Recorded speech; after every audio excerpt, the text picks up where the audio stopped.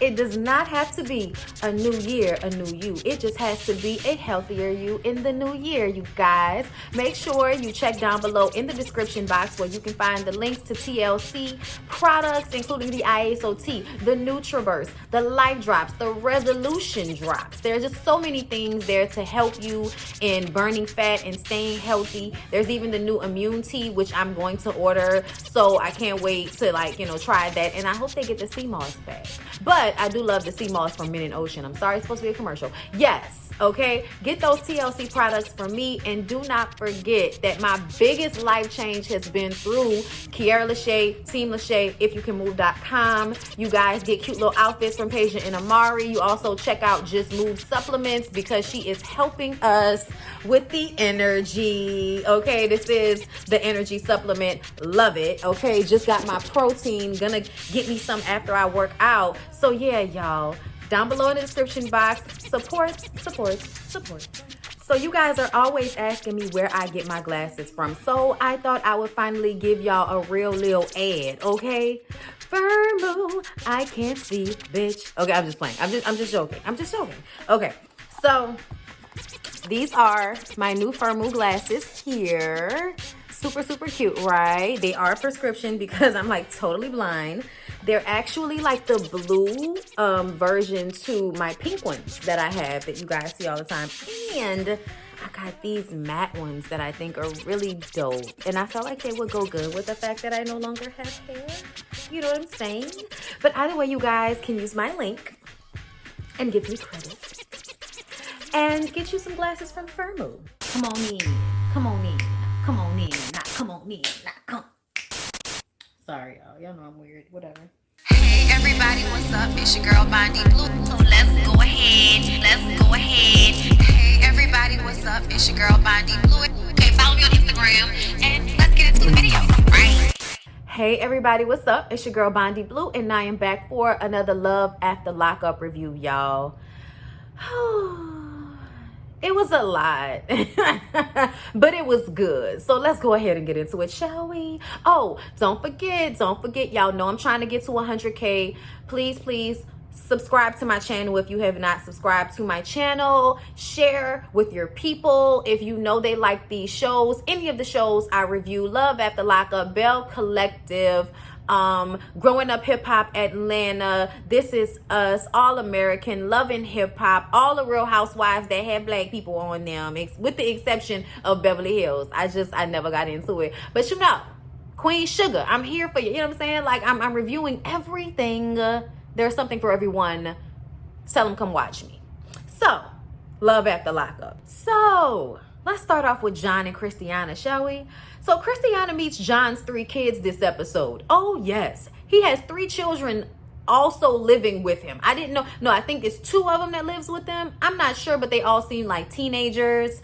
And I was just kind of like, oh wow, there have been children here this entire time and we had no idea. Did their moms just sign the release forms or some shit? I was just like, wait a minute. How did children just like come into this picture? I feel like I never heard about John's kids. And I'm upset about that because I feel like you put your kids in a situation with a bunch of drug addicts that you don't know. Okay, I'm sorry. Don't get me wrong. I'm not judging anyone for doing drugs. Okay, I'm not. It doesn't make you a bad person. It's not a direct sign that you're gonna be some terrible person. But people who do meth steal, and people who do meth do anything to get meth. And you got specific types of meth addicts. Okay, these aren't people that smoke a little trees and do a little coke on the weekends. No. This is somebody that is doing meth, okay? Serious hard drugs, all right? In your house with your kids. And you're like, and you don't know them. Like that's like, you don't know them. And then when you add like this situation with Tara on top of it, like it's just a lot going on in this household. That's all I'm gonna say. Let's move on from there, okay? So his daughter says that she didn't even know about Kristiana and then they were married. Kristiana is really happy to see her mom, but she said that Tara isn't there. Tara is her best friend in the whole world. I'm like, I cannot tell that Tara is your best friend, Kristiana, because y'all seem to like to over each other. Okay, I'm sorry, y'all. There was no way for me not to curse, and I felt like I should bleep it out myself. So Kristiana cries at the table with the kids because she feels like I could have had a family. I could have had this. And instead, I had to have a hard life with the drugs. And she also tells us that she lost a baby. She had a 21-month-old son. And they show us a picture. He was adorable. You can tell he had a personality already. He's like hugging her head. So you know he probably like really loved her. And he died. They didn't say exactly how, but I'm sure that that made her spiral. And she says, you know, I was all on the drugs. I'm not sure if she was on the drugs before the kid died or after. You know what I'm saying? I'm not sure, you know, when the druggage was going on, but something tells me it's something that's been going on just throughout her life. And then that happened and it probably made it even worse. Later on, when Kristiana has a chance to speak with her mother alone, her mom, who's been eating and living off John for I don't know how many months since she's been in jail, turns around and tells Kristiana that she's worried about where John is getting his money from. And she feels like there isn't something quite right about him. And something definitely was going on between him and Tara. And she heard things like them talking real late. She doesn't know if they had sex, but she definitely heard them up talking late through the vents. And Kristiana says, well, I slept with Tara's baby daddy, and this may be catchback. So we're going to have a conversation. And I'm just kind of like, couple of things. First of all, Kristiana, why are you acting like that's not a big deal that you slept with your sister's baby daddy? And then you're acting even less, you know, surprised or upset by the fact that she would then exact revenge on you while you're asking your husband, who you don't even know that well, to take her and your mom in. Like, that's a lot. So to me, I'm just kind of looking at this situation like, y'all expectations are hella out of whack. Like, because none of this should be okay. You know what I'm saying? Like, at the end of the day, it doesn't matter that she did that back then. I asked him to take y'all in and now you trying to pick him. Like, that's messed up to me. But she said she slept with her man at one point. So now this could be catchback. And then the other thing that bothers me is their mom. Why are you trying to find issue or bring up whatever illegalities John may have going on? Why are you bringing it up on camera like he not taking care of you? Explain that to me. Explain that to me. I'm bothered by that because I feel like, oh, it's perfectly fine to stay quiet when people are selling meth, but John might be doing some, you know, wire fraud or some shit like that, and you know, all in the conversation and want to talk about it. What's up with that? Like, I just kind of feel like there's no real appreciation to John for putting himself in a bad way in order to be there for Kristiana's family when he doesn't have to. It could have just left them in the house with the meth.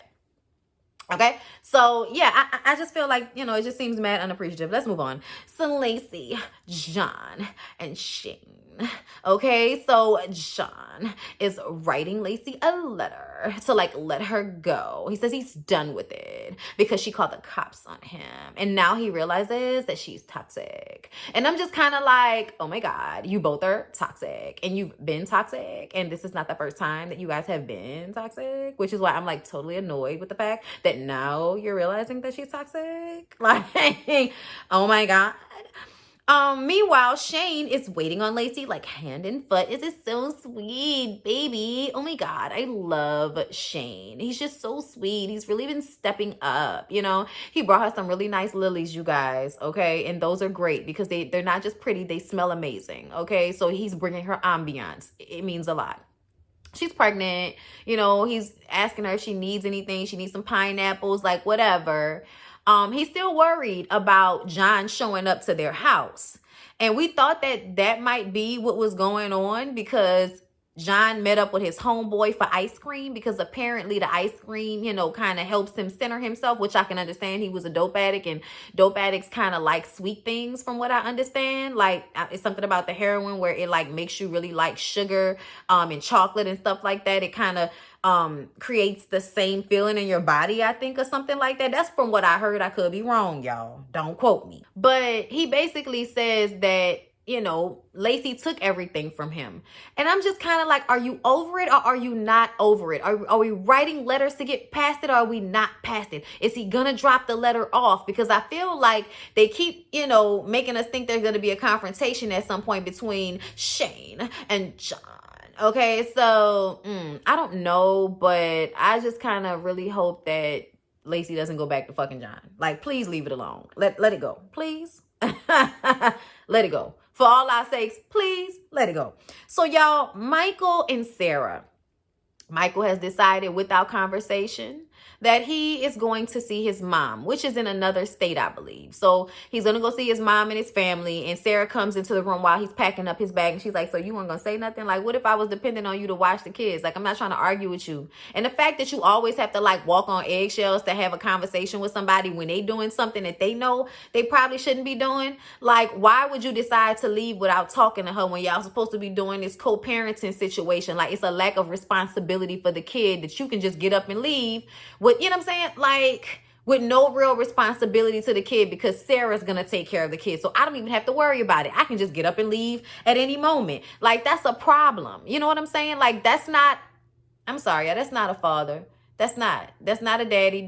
Whatever name you want to use that means the most to you, like, that is not that. That's somebody that feels responsible. And also they don't want anybody else on their, like, you know, turf. So they come back and forth ever so often, but they don't feel responsible enough to be there 100% of the time as if the child depends on them for life the way the child depends on the mom for life. And I feel like that shit is not cool. Like, I feel like it's so not cool, y'all. I'm just saying, like, when I was young, when I was like these little girls' ages, I was such a daddy's girl. Like, I sometimes couldn't even fall asleep if I wasn't asleep on top of my dad's stomach. Like, so, you know, or hearing him snore in the background made me feel safe and all of that type of shit. So when Michael does these things, it really kind of like annoys me because he thinks he's a good dad. And it's like, just because you pop up ever so often and fuck their mom and play with them like another kid, it doesn't make you a father, man. It doesn't.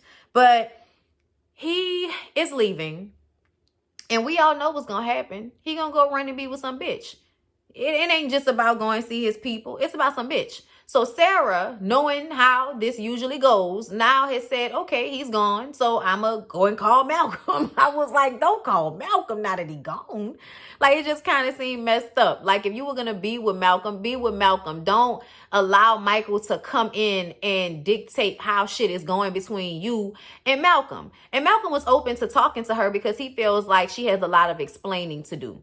Also, the homegirl was there to, like, you know, try to remind her how terrible Michael is. Like, the friend is always there, okay, with really good muscle tone in her arm to let you know that Michael ain't shit. What you doing, friend? You know what I'm saying? And why would you allow, you know, him to run Malcolm off when Malcolm was actually somebody that could have been there for you constantly instead of just ever so often, the way Michael comes and plays with your emotions and your kitty cat. You need to be stingy with that kitty cat. Shout out to Jocelyn.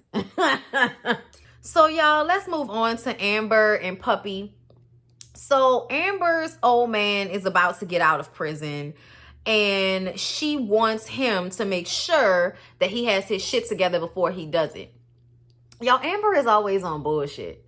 Because it seemed as if Amber was so good with Sammy, so excited about Sammy when Sammy's ass was staying in jail. But now that he's about to get out, it feels like, oh, wait a minute. I wasn't ready for this. I wasn't ready for him to get out this soon. Like, what difference does it make if you're really trying to be with him? Like, I feel like she's always in a place of game. Where are the genuine affections for somebody that doesn't change based off of whether they're in jail or not? Like, what is that about, Amber?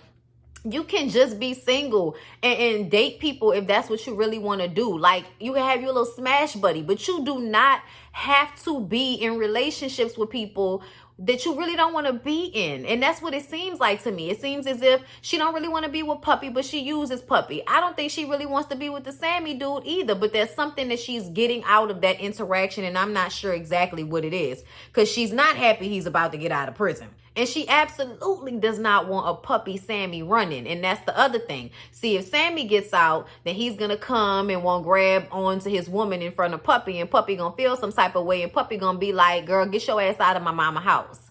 You know what I'm saying? Like, we all know that Amber is trying to still make sure she has somewhere to live. So that's probably what the situation really is. Amber, please use your little check and get you a place to stay so you can stop using Puppy and playing with her emotions just so you can have somewhere to lay your head, bitch. That's just sad. So y'all, Puppy shows up home, like I guess after being out all night, and she's in a parking lot with Amber and Amber's mom.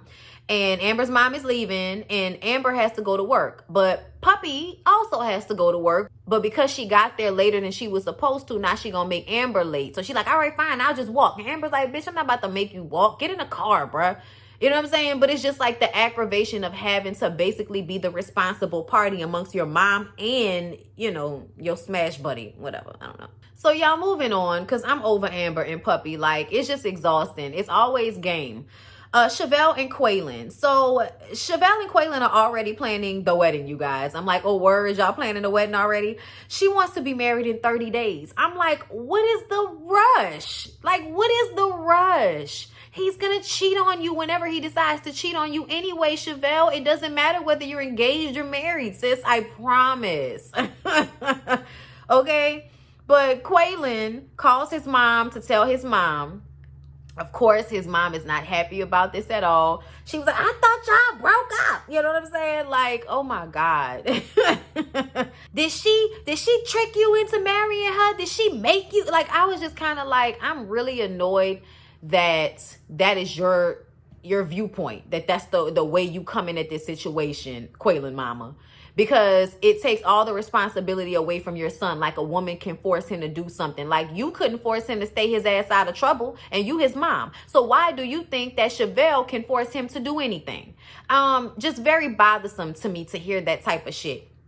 Because when, you know, they call Chevelle mama and she not down with it, it's from the standpoint of neither one of y'all are ready to be married. And I don't want to see y'all go down the same road so many of us have gone down before. We all hiding a puss for somebody and it's working right now. So instead of focusing on the things that actually, you know, will help you have a long lasting marriage, like getting to know each other, being on the same page, being ready for marriage, like instead of focusing on those things, you want to rush into something so you can be somebody's wife. It's all about a label. It's all about the instant gratification of what those labels mean and all of that type of shit. But the long term is still going to be problematic because y'all ain't ready. That's what Chevelle's mom says. She doesn't put blame on Kweilyn. She doesn't make him out to be the bad guy. It's just he's not ready and neither are you.